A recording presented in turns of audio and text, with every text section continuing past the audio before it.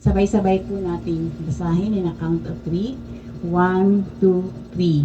When Jesus therefore saw his mother and the disciple whom he loved standing by, he said to his mother, Woman, behold your son. Then he said to the disciple, Behold your mother. And from that hour, the disciple took her to his own home. Praise be to God. Pwede na po tayo. Babasahin ko rin po, amen, sa Tagalog.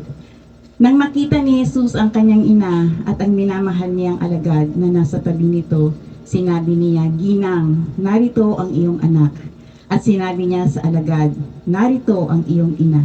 Mula noon, pinatira ng alagad na ito sa kanyang bahay ang ina ni Jesus.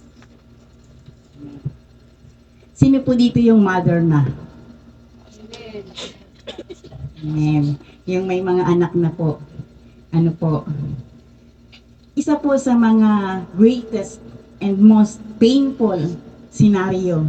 Ano po? Kung napanood na po natin, alam niyo po yung Passion of Christ. Sino po ang nakapanood po noon? Amen. Ano po? Siguro walang hindi maluluha kapag ito ay napanood. Amen po. The most painful scenario ay yung makita, amen, ng isang ina ang kanyang anak na nahihirapan, ang kanyang anak na sinasaktan, at makita ng isang anak, amen po, na naghihirap ang kalooban ng kanyang ina. Ito po yung makikita doon sa senaryo na ito, na kung saan ang ating Panginoong Hesus ay nakapako na sa krus at nakita niya ang kanyang ina. Nakita ng ating Panginoong Hesus kung gaano, alam niya yung nararamdaman ng kanyang ina. Yung paghihirap ng kalooban ng kanyang ina. But despite of pain and agony, physically and emotionally, amen po, ang Panginoong Hesus, hindi po niya kinalimutan ibilin ang kanyang mahal na ina sa kanyang alagad na si John. Amen po. Alam niyo po na habang nung inasign po sa akin itong verse na ito, at minimeditate ko, hindi po ako makapag-meditate ng maayos. Bakit po? Hindi po about my work. Kasi iniisip ko pa lang, sabi ko, paano kung ako yung nasa sitwasyon ni Mary. Sabi ko, Lord, iniisip ko pa lang, sabi ko, hindi ko na kaya. Iniisip ko pa lang po. At alam ko, bilang mga magulang, hindi lamang po sa isang ina, ganun din po sa mga magulang, sa mga ama. Iisipin pa lang po natin, hanggat maaari, ipinapanalangin natin na hindi po ito mangyari. Katulad po ni Mary. Pero ang tanong, si Mary po ba, hindi po ba niya napaghandaan ang mga bagay na ito? Hindi po ba niya alam na mangyayari or magaganap ang mga bagay na to? Alam po ni Mary na magaganap po itong lahat. Dahil sinabi na po ito sa kanya. Nung maliit pa lang po, baby pa lang po si Jesus Christ. Amen po. Kaugalian na po, tradisyon na ng mga Jewish sa Israel na dadalhin yung kanilang baby or ihahandog ang kanilang panganay na anak na lalaki sa Panginoon. So at the time nang dinala po ni Mary at ni Joseph si Jesus Christ doon po sa temple, nandoon po yung isang lingkod ng Panginoon na ang pangalan po niya ay si Simeon. At nang makita po niya ang si Jesus Christ, ito po ang sinabi niya kay Mary. Makikita po ito sa Luke chapter 2. Amen. Verse 34, sabi po dito ni Simeon, binasbasan sila ni Simeon at sinabi kay Maria, tandaan mo, ang batang ito'y nakatalaga sa ikapapahamak o sa ikaliligtas ng marami sa Israel. Isang tanda mula sa Diyos, ngunit hahamakin ng marami, kaya't mahahayag ang kanilang iniisip. Dahil dyan, ang puso mo'y para na ring tinarakan ng isang balaraw. So, pinaunahan na po si Mary ng ating Panginoon na ang kanyang puso ay matitigib ng lungkot, ng sakit, Ang sabi nga doon para na rin tinarakan ng isang balaraw. Alam niyo po kung ano yung balaraw?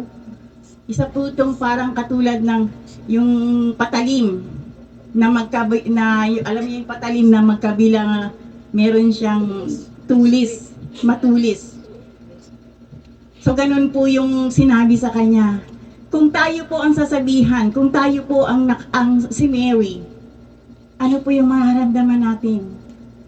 Di po ba lagi tayong mananalangin na Lord nawa, wag pong maganap ang mga bagay na ito sa ating anak. Pero si Mary po, alam niyo po, meron po siyang puso na mapagpakumbaba at gusto sumunod sa ating Panginoon. At ang lagi niyang inilalagay sa kanyang puso, Lord, let your will be done. Katulad ng pagkatawag sa kanya ng anghel nang siya ay tinawag upang siya yung magbe-bear kay Jesus Christ sa kanyang sinapupunan. Nalilito siya, pero ang sabi niya sa Panginoon, let the will of the Lord done in my life. Amen. So ganun din po si Mary.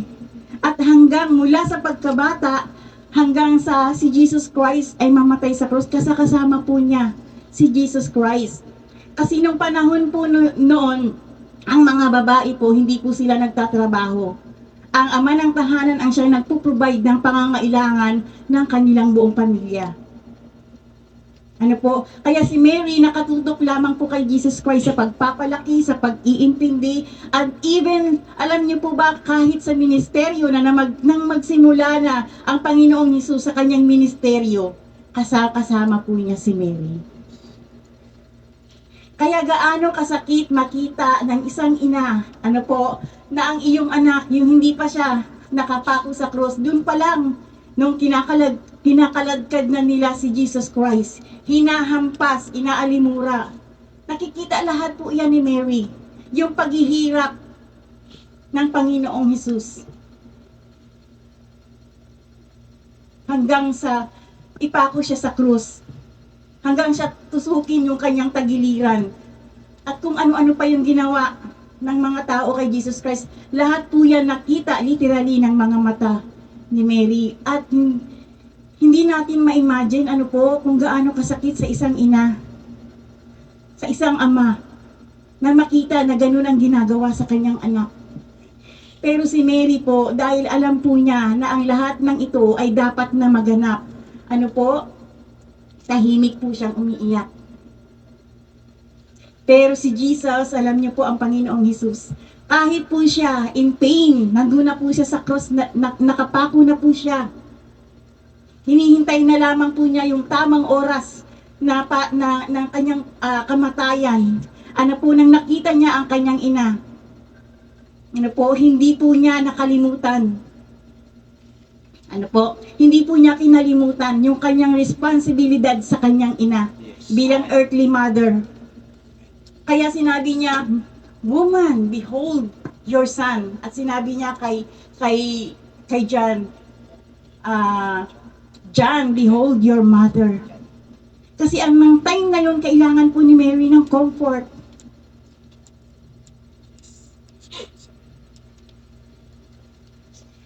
Ano po? Ano po ba ang ibig sabihin pag sinabing behold your son?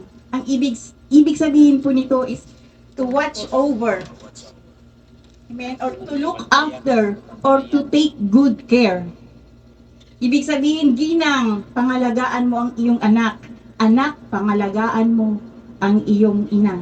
Ito po ang final word ni Jesus kay Mary before He died on the cross. Ano po? Kahit na po siya in pain, kahit na po siya naghihintay na lang ng oras, ano po, pero nandun pa rin sa isipan ng ating Panginoon. Amen po. Kung ano yung merong titingin sa atin. Ano po, at hindi lamang ito sinasabi para sa isang ina at na para sa anak, anak sa ina. Ganon din po sa ating ama, sa ating mga magulang. Ano po, kapag nakakaranas tayo ng in pain, ng trouble, ng anumang mga pagsubok sa buhay, ano po, dapat bilang isang mga Kristiyano, tayo po yung titingin, tayo po yung katuwang, Amen po, ng ating mga mahal sa buhay, ng ating ama, ng ating ina, ng ating mga kapatid, ng ating mga pamangkin, ng ating lolo, lola, ng ating mga kaibigan, ng ating mga kapatiran. Sapagkat yan po ang nais ng ating Panginoon. Nakakalugod sa harapan ng Panginoon, amen po, na tayo ay yung nagdadamayan. Yes, si Jesus Christ at that time, nang namatay po siya sa cross, his physical body departed, but not his spiritual. Amen. At katulad din po ni Mary, mga kapatid, si Mary po, nung kanyang, yung naging response ni Mary, matapos na maganap ang lahat ng ito. Bagamat nakaranas po siya ng matinding sakit sa buhay, sa kanyang puso, hindi po natin masabi kung hanggang kailan niya ito dinamdam o dinala. Amen po. But the good thing is si Mary po, instead na tumalikod sa Panginoon or maapektuhan yung kanyang nararamdaman, hindi po siya nagpaapekto doon sa kanyang nararamdaman, doon sa sakit na nararamdaman niya. Bagkus kahit nawala na ang Panginoon, hindi niya na po ito nakasama, nagpatuloy po si Mary. Kung ano yung iniwan na ministeryo ng ating Panginoong Hesus, nagpatuloy po siya, kasama po niya ang mga alagad, ang mga mananampalataya, ang mga tagasunod ng ating Panginoong Hesus. The same din po kay John. Nagtulungan po sila at nagpatuloy na maglingkod sa ating Panginoon kahit hindi po nila literal na nakikita ang ating Panginoon. Sapagkat alam nila, nakasama nila ang Panginoon sa pamamagitan ng kanyang banal na Espiritu. But how about us, mga kapatid? Amen po. Pagtain po ba na nakakaranas tayo ng paghihirap? Meron dito, maaring nawalan na po ng anak. Kung iba't ibang mga pagsubok or iba't ibang mga trials, meron tayo lahat. Pero, ano po ba yung response natin sa Panginoon? Katulad din po ba kay Mary na magpapatuloy or napatuloy na gagawin kung ano ang kalooban ng ating Panginoon? Alalahanin po natin, kung katulad po ni Mary, sa ating pong buhay, kung paanong sinigurado ng ating Panginoong Hesus na may mag-iingat at mag-aaruga sa kanyang ina, ganon din po sa atin. Amen? Katulad ng kanyang pangako sa atin na hindi niya tayo iiwan, na hindi niya tayo pababayaan. Amen po. At sa kabila nga po ng kanyang paghihirap, amen po, ni Mary, dapat ganun din po tayo. Na anuman yung maranasan natin sa buhay, nasasaktan man tayo, nahihirapan man tayo. Amen po. Katulad po din po nawa tayo ni Mary na magpapatuloy lang na magtitiwala sa ating Panginoon Jesus. Amen. Ang sabi nga po ng ating Panginoon sa Book of John chapter 16:33, in this world you will have many tribulations, but be of good cheer. I have overcome the world. Amen. Amen. Praise God. Hindi po tayo kailanman pababayaan ng ating Panginoon. Patuloy lamang po tayong magtiwala. Amen po. At patuloy na maglingkod, patuloy na mahalin natin ang ating Panginoong Jesus. Amen. Glory to God po.